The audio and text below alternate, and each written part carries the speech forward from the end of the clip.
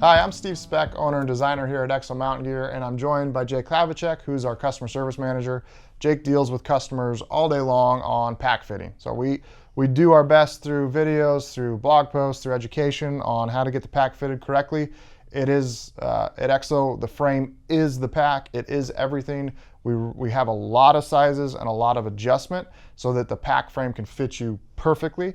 But a lot of guys don't have a lot of experience or really even know what that looks like. So we're gonna kind of cover just the common mistakes that we see kind of over and over again.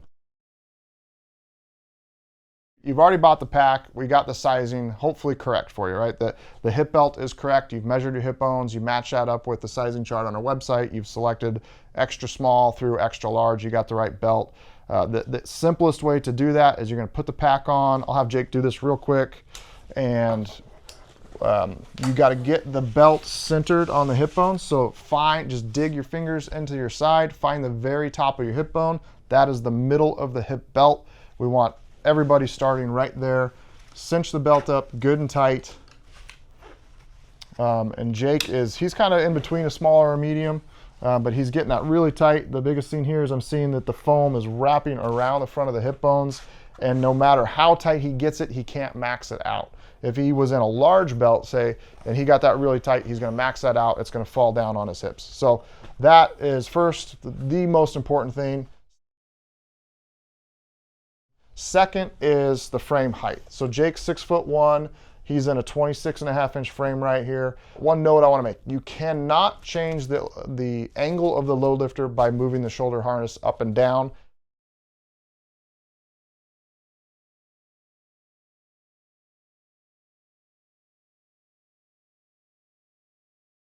Load lifter height is just purely a function of the frame itself and where you're putting the belt onto your hips.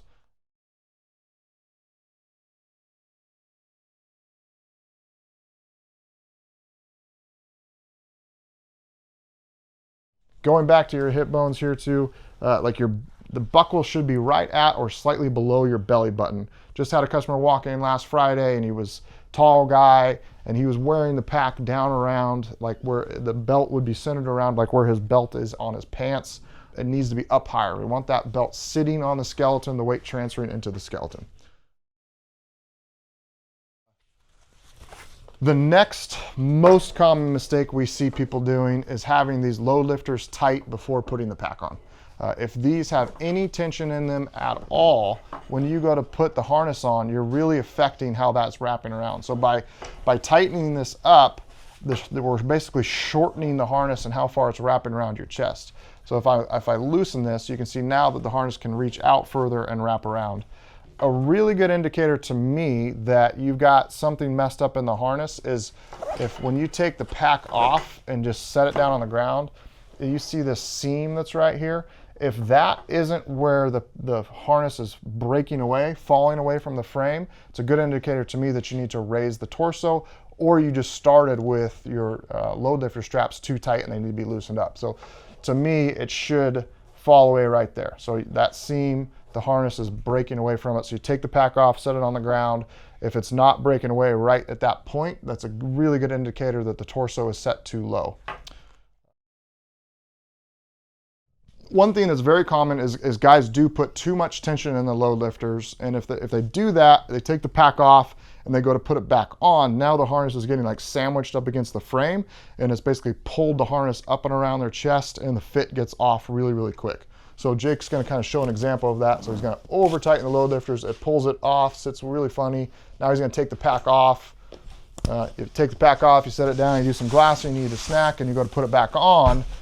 You've already got the load lifters too tight, and then it's gonna really be messed up now because they're so tight. The harness is gonna be like pulled around. You basically pulled the harness this way onto the frame, and you're never gonna get rid of that gap. And so people pull too much tension on that, take the pack off, put it back on, especially if they're trying in this fitting process. They see this gap and go, oh man, I need to lower the shoulder harness down on the frame, down on the slots. And that's the opposite of what you want to do. The only issue here is that you had the load lifters too tight before you started. And so you just simply need to loosen them up, re-snug up the harness, and then go back to the load lifters and snug them up. So this pack, same, small hip belt, 26.5-inch frame, but the harness has moved all the way down to the bottom slot. We just want to show what that looks like on Jake. And I'll give you some kind of keys to look for when you're fitting your own pack. Again, almost nobody should be in the bottom 2 slots. It'd be very rare. You got to have a very long legs, very short torso to be in those bottom slots. Especially with a 25 or 26.5-inch frame. I don't see any scenario where anybody's in those. It's really set up for the EXS frame and the 23.5 and 22-inch frames with short people, again, like 5'5" and under. So I just tighten up the load lifters first, shoulder straps last, and as you can see, even with the shoulder strap all the way at the very bottom setting, I still have that gap. Yeah, he can still create gap because everything's not set up right. Again, going back to this seam right here that should be breaking away from the shoulders, you can see the harness is pinched all the way up into the frame. Even if he does this correctly, so that's loose, and he tightens up the harness first. And you see, we haven't changed the frame height at all. The frame height is the frame height. Belt centered on the hips, the frame is rigid, so it's going to sit right here, basically flush with the bottom of his ear, no matter where we're putting this harness.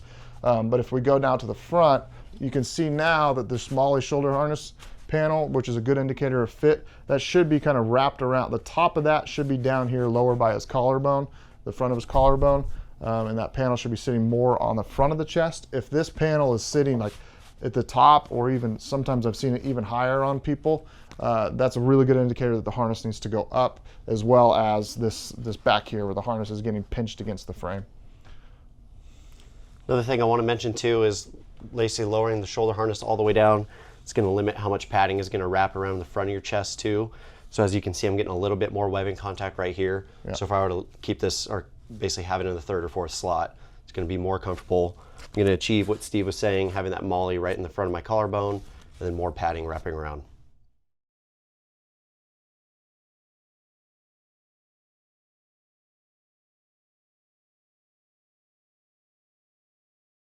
The biggest takeaway on torso adjustment is almost everybody should be between the 3rd and 4th slots up from the bottom. If you're in the bottom 1 or 2 and you're not like under 5'5", or somebody who's tall with really long legs, then it's a really good indicator that you need to bring that torso up, again, 3rd or 4th slot. So next, we've got a loaded pack. We've got 30 pounds in it. You have to have some weight in the pack when you're doing your fitment. If the pack's empty, it's going to just sit kind of up higher on your hip bones. The frame's going to stick up higher, so it's not going to be indicative of exactly how the pack's riding when you're out there hunting in the field. So we're going to put a weighted pack on Jake and just walk through some of the fitting things. So Jake, he's got a small belt, 26.5-inch frame, which is ideal for him. He could bounce between a 25, 26.5-inch frame, depending on the hunt. So the pros and cons is head clearance versus how the shoulder harness feels. And you want to balance between those two. So the shorter frame would have a better head clearance when he's out there in the mountains, glassing, looking uphill. The taller frame is going to carry heavier weights a little bit better for him.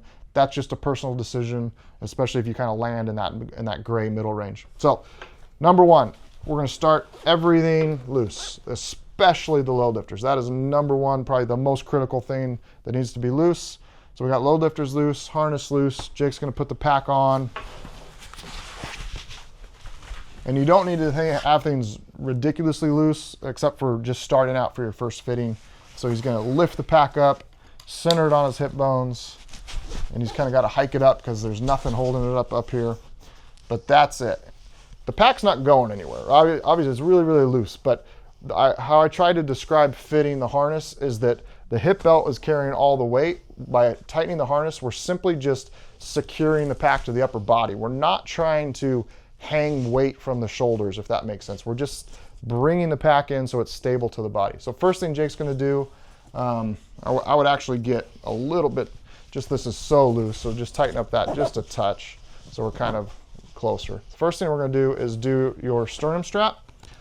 And my goal here is to get the harness in front of the chest. If you don't do the sternum strap first and you just tighten up the sides, the harness wants to kind of pull into your armpits and be out here, and that's going to be uncomfortable for you. So have this loose. We're going to do the sternum strap first, and you want to just make sure that the harness is in front of the chest and centered on the shoulder, like kind of perfectly in the middle between the neck and the tip of your shoulder here. It's very common for guys, there's a strap, they think it needs to be tight, and that is with the belt, that's absolutely true. We always want the belt nice and tight. With the harness, that's the opposite. I want everything just snug, like snug to slightly loose. I want that, if I'm wearing the pack with 50 pounds in it and it's tight on the hip belt, I want the harness just kind of floating around and moving on me a little bit. So he over tightened this, kind of pinched everything together. You can see the harness isn't sitting kind of naturally in its curve. So we're gonna loosen that up. That looks good. Harness is sitting in front of the body. So next step, he's going to snug up. He already kind of did it. Just lightly snug these up. So we're just simply pulling the pack into the body. I want a little bit of play in here, not a lot, but we're also not like really cranking that down. If all of a sudden you're getting pressure in here, there's just no reason for that, right? Again, we can just completely loosen this up. The pack's not going anywhere. The harness is not holding and carrying weight. It's all transferred into the hip belt. Not until we get into like 80, 100-pound loads am I actually having weight bearing down on the shoulders. So he snugged up the harness, pulled the pack into it. Right now, without the load lifters, the pack is very loose here at the top.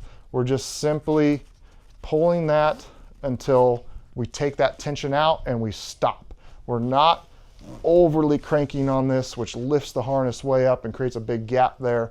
Again, we're just getting that snug to where the frame doesn't move, but we're not cranking on it. We're not putting a lot of tension on that. That's a very common. I'll see guys put 100 pounds in the pack and grab load lifter straps and just pull them as tight as they possibly can. That's the last thing I want to do. So this looks really, really good to me. Small belt, 26.5-inch frame. You can see the frame's kind of flush with the bottom of his ears here. Everything, there's basically very little. I can slide my fingers in here pretty easily. Harness is centered on the front. It's not pinched together. Everything looks really, really good there. And for Jake, as he's just standing there and kind of moving around, the harness, you know, there's not any weight anywhere in the harness. It's just, again, it's kind of just lightly hugging onto the body. I think that's the best way I can describe that. Hopefully some of this information helps you in fitting the pack. I do encourage you to play with this. The pack, it's got a lot of adjustment in it, so it gets kind of intimidating because there's so many adjustments that you can make, but understand the vast majority of guys should land right there in the middle of that.